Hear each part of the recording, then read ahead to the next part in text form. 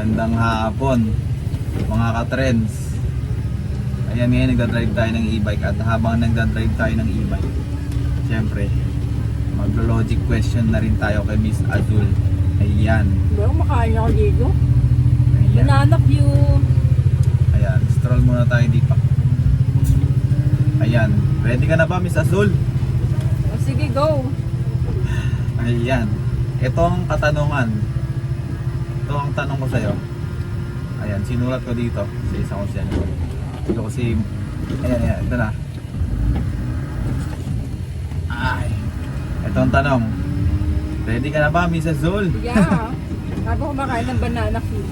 Kung ang nanay mo ay anak ng nag-iisang kapatid ng anak ng lola mo, magkaano-ano ang nanay mo at lola mo? Diba? Diba? Hirap naman yan. Bakit Ano ka? pinapahirapan mo ako? Naman yung tao. Kaya ba? Kaya bang sagutin Miss Azul? Ano yun? Hindi isang kapatid lang.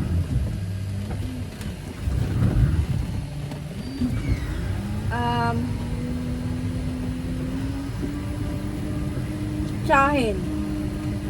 Tsahin? Oo. Sure ka na ba sa sagot mo? Oo, tsahin. Sure ka na ba? Bibigyan kita ng isang pagkakataon. May aglaw tuloy. Tsahin? Sure ka na ba doon? Oo eh, parang tsahin eh. Tsahin? Yes. Mali. Ano ba yan? Kain na nga lang akong banana. Ayan, sa mga hindi nakakaalam.